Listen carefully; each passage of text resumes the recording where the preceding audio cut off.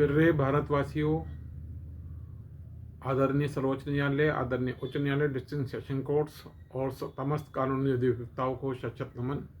आज हम चर्चा करेंगे कि 2013 में रानीबाग थाने पुलिस ने एक्यूज पुलिस ऑफिसर्स को और लैंड माफिया के नेक्सस जो भाद्रोगढ़ से ऑपरेट हो रहा था और रानीबाग के land mafia, Bhadrogarh land mafia, police और एनसीडी, इन चार आदमियों को मिलकर एक नेक्सस था। उसके द्वारा किए गए अपराधों को और उनको बचाने के लिए पुलिस ने CRPC 210 का दुरुपयोग किया।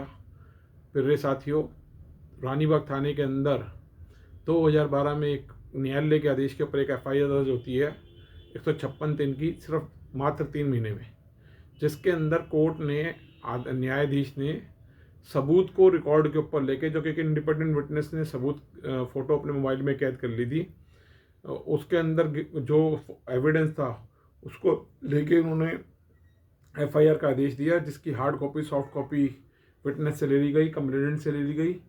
और जब ये पता चल गया कि वो फ़ोटो 2:30 से 3 बजे खींची गई थी इंडिपेंडेंट विटनेस द्वारा, और पुलिस घटनास्थल पर 12:25 से मौजूद थी, और उनकी जानकारी में सील प्रॉपर्टी के अंदर लोग घुसते रहे, निकलते रहे, सीढ़ियाँ लगाते रहे, 25-30 दरवाजे ताले तोड़े, वो सारी फ़ोटोएँ न्यायालय में पेश करी गई।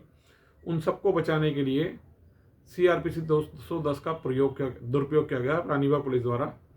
जब न्यायाधीश ने MM साहब थे, उन्होंने FIR का ऑर्डर किया और उन्होंने पुलिस से पूछा कि जो एप्लीकेंट ने 156 दिन के एप्लीकेशन में और कंप्लेंट में जो आरोप लगाए हैं नेक्सस के ऊपर, तो उसके ऊपर सभी तमाम अपराधों को रजिस्टर्ड क्यों नहीं किया गया FIR के अंदर।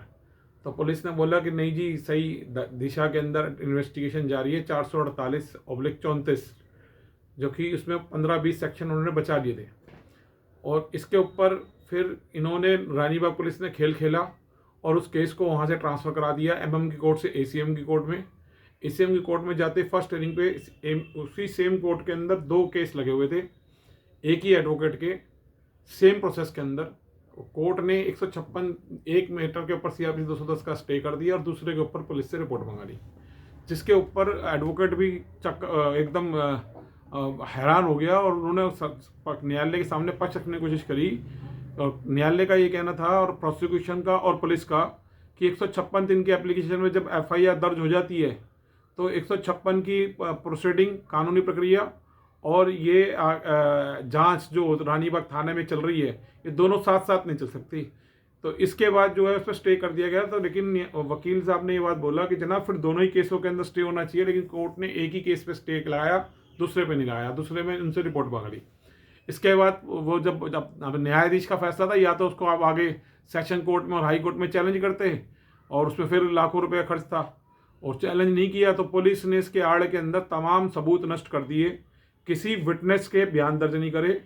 बहुत ज़्यादा करने के बावजूद भी एप्लीकेंट कंप्लेंट आटे लगाता रहा, तब जाके 2013 के बाद 23/5/15 को उन्होंने इंडिपेंडेंस मोबाइल का फ़ोन लिया FSL के लिए, जो कि उन्होंने आज तक, आज ये समझ लो कि 25/11/24 को मना रहा हूँ, इन्होंने वो मोबाइल FSL के लिए नहीं भेजा। साथियों, कितनी बड़ी गंभीर बात है, मैं कानूनी अधिवक्ताओं शेयर कर रहा हूँ।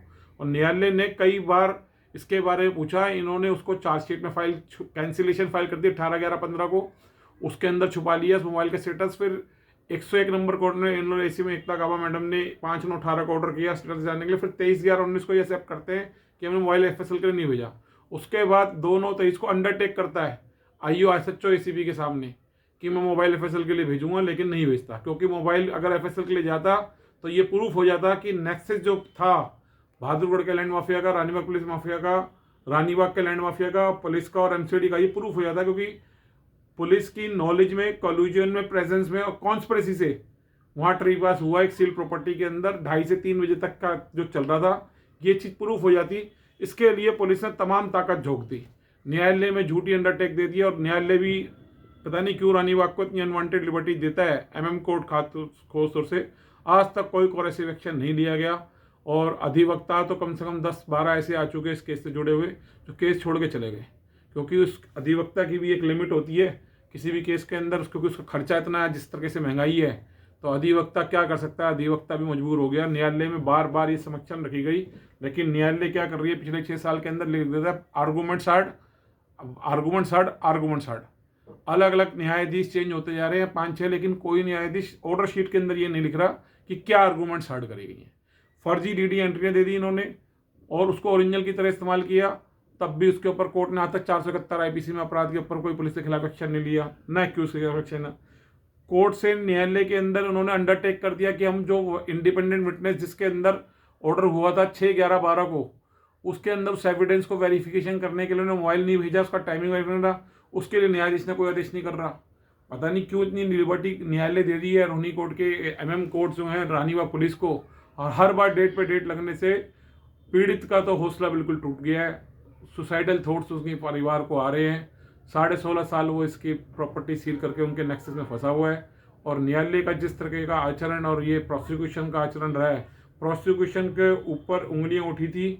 18/11/15 को न्यायालय ने सवाल उठाए थे कि इसके अंदर आप वो फाइल करें क्लैरिफिकेशंस कि आपने कैसे इसको वो करा है, लेकिन आज तक प्रोसिक्यूशन ने क्लैरिफिकेशन फाइल नहीं करी, ना पुलिस ने आईओ ने कोई क्लैरिफिकेशन फाइल करी। कोर्ट में आते हैं जाते हैं, कभी आईओ का नाम ऑर्डर शीट पे लिखा जाता है, नहीं लिखा जाता। बस इसी क्लैरिकल एरर्स की वजह से, टाइपिकल क्लैरिकल एरर्स की वजह से पुलिस मौज ले रही है और पीड़ित की ज़िंदगी 17 साल बर्बाद कर दी है। और अभी जब कभी भविष्य के अंदर कोई न्यायालय आदेश करेगा तो एक री इन्वेस्टिगेशन का ऑर्डर करेगा जो 173(8) सीआरपीसी पुराने कानून के तहत, उसके बाद फिर तमाशा चलेगा और 35-40 साल निकल जाएंगे। तो यही कहने का मतलब कि सीआरपीसी 210 का दुरुपयोग होता है। पुलिस केस को लंबित करती है, सबूतों को नष्ट करती है, गवाहों को प्रभावित करती है। और ये चीज़ आज सुप्रीम कोर्ट को और हाई कोर्ट को देखना चाहिए, और लॉ मिनिस्ट्री को देखना चाहिए, लॉ कमीशन को देखना चाहिए, गृह मंत्रालय को देखना चाहिए कि पुलिस रानीबाग कैसे कब तक करती रहेगी और इनको कभी रोका जाएगा न्यायालयधीश द्वारा या नहीं। और अगर सारा ही काम अगर हाई कोर्ट और सुप्रीम कोर्ट में जाके करना है, जहाँ 5 करोड़ केसेस भारत में लंबित हैं, तो फिर आप ये अंदाज़ा लगाओ कि निचली वाली कोर्ट जिनके पास ट्रायल की पावर है, एमएम कोर्ट के पास, सेशन कोर्ट के, तो उसमें क्या हल होगा। इसी 5 का दुरुपयोग रानीबाग पुलिस कर रही है। एसएचओ चेंज हो रहे हैं, एसीपी चेंज हो रहे हैं, डीसीपी चेंज हो रहे हैं, आईओ चेंज हो रहे हैं, डिस्ट्रिक्ट चेंज हो रही है, काम कोई नहीं कर रहा। कोई भी ये नहीं चाहता रानी पुलिस का और उनका सीनियर अधिकारी कि इंसाफ आगे जाए, क्योंकि इससे इंसाफ को रोक के बैठे हुए हैं। और कोर्ट को किस तरीके से ये लोग प्रभावित करते हैं, गुमराह करते हैं, इसका भी एक समझदार जज के सुपरविजन में, अगर जैसे 109 नंबर कोर्ट में गोपाल कृष्ण साहब थे जज साहब, मुझे आज तक उनकी बातें याद आती हैं जब वो इस केस से जुड़े थे, और जो बातें उन्होंने कही थी, आज धीरज मोर साहब इस केस से जुड़े थे, उनकी बातें याद आती हैं। 2012 में और 13 में उन्होंने जिस तरीके से पुलिस को इसके अंदर खींच के लिया था।